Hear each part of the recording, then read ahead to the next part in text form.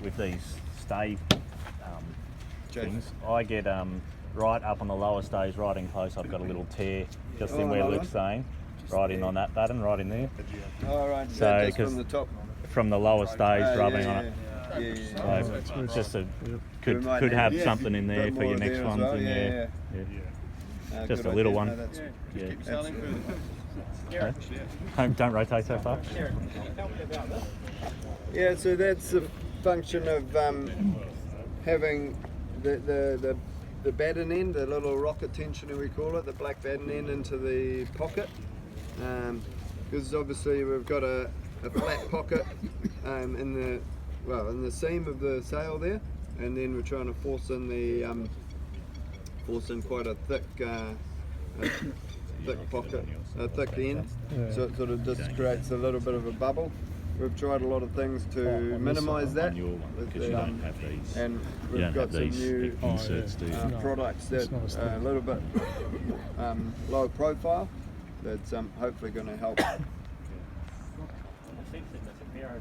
over time, and the sail sort of beds in. It does, yeah. But when the sails are, you get a little bit of wave there.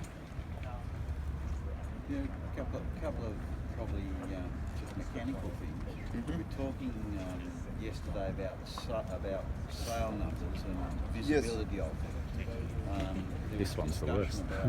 Visibility being able to be made by actually putting stick back cloth along the thing and then putting the numbers on there. Well, they do that. Yeah, that's you probably wouldn't use sticky back. There's other products out there that do it. 49er has the same thing. A lot of the Olympic classes, the 49er, the Nacra, the windsurfers have a lightweight vinyl rectangle with the numbers on it. So that could be an option. We've got a lady that does all our sign rate, and she does a lot of stuff like that for the Olympic classes. So when I get home, I was going to get her to make something up and put it on my sail and take some photos and send it around, put it on the Facebook, see what people think, because you would have thought white on black might be pretty good, but it seems to be the worst. Well, that's the thing. It's probably a function of the white.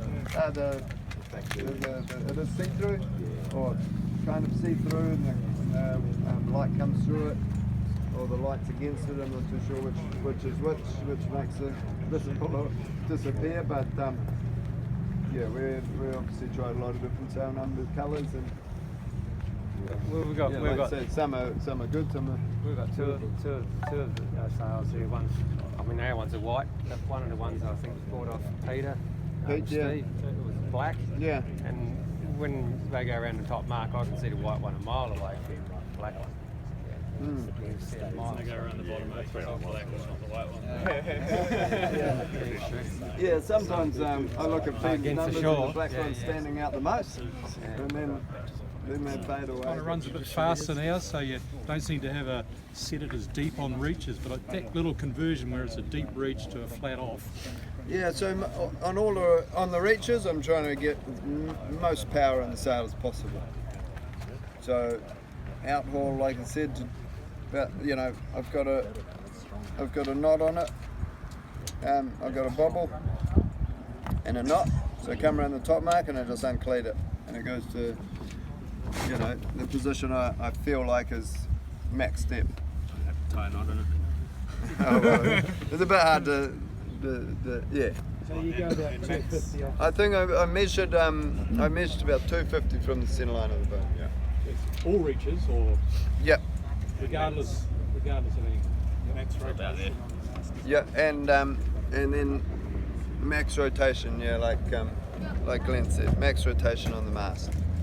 So at what point do you actually go to a flat off mode where you roll it back and invert the mast? Yeah, so or you someone don't do else, that anymore, or? I have never known about that or known how to do it. I haven't tried to do that.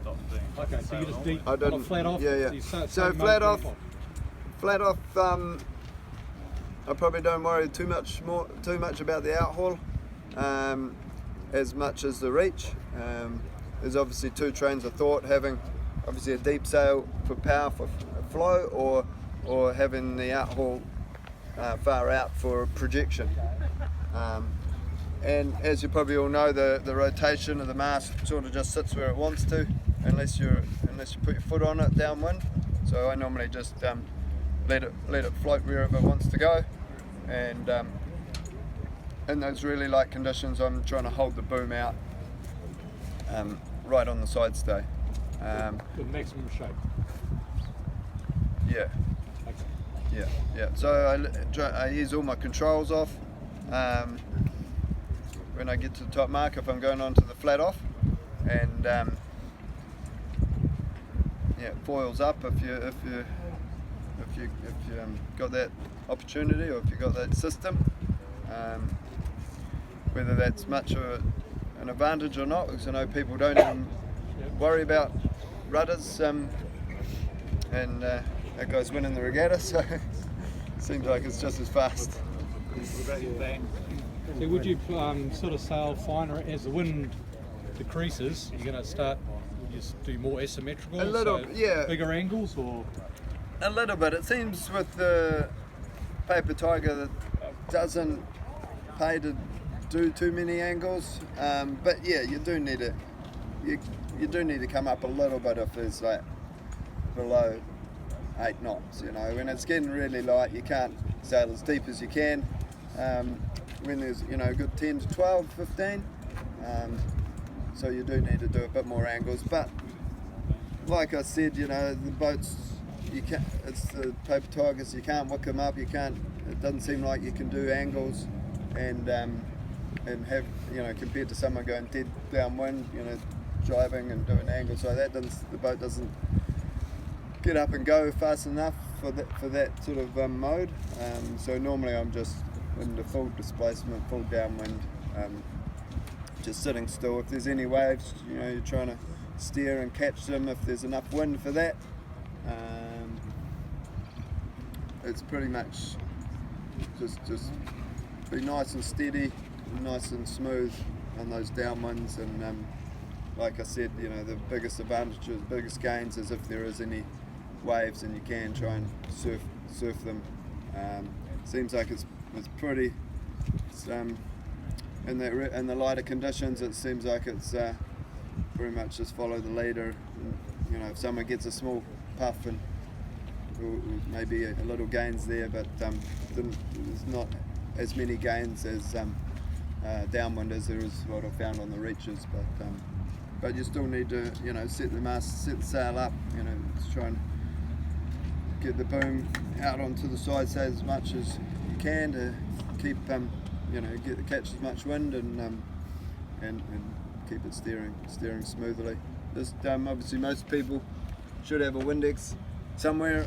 I like them on top of the mast, and just be aware if the breeze does shift or you're trying to go too low, that to make sure you're on the right jibe, because over time, as you're going down the run, the wind will shift or something, or if you're not paying attention, you get a little bit low and the breeze starts coming more sort of on the other side of the sail, and you're not getting the most out of it. So just keep an eye on those things, and also sometimes if there is waves, what jibe is best for the waves and for the surfing.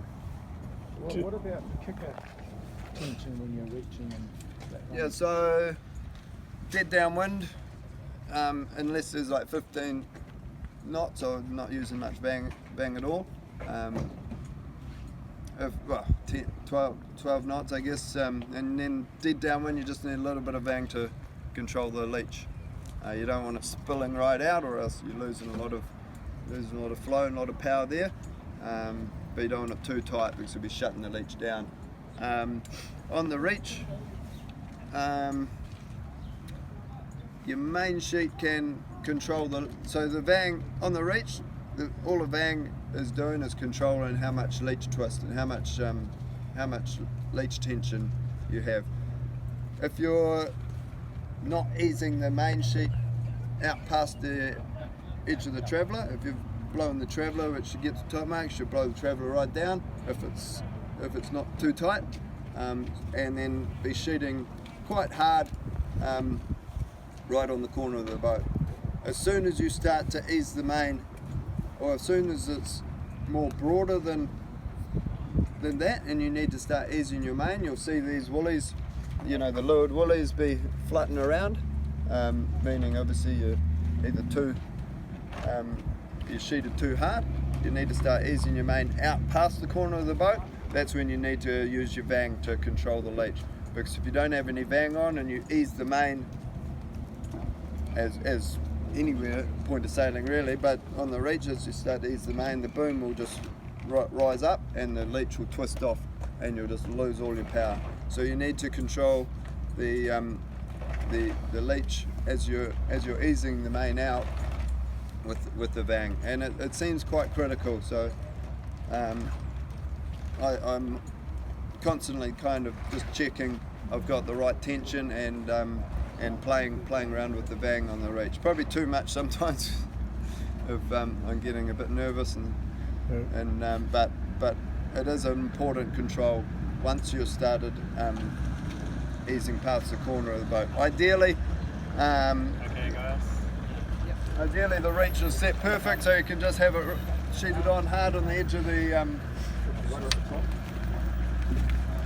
corner there, but yeah, that's when it's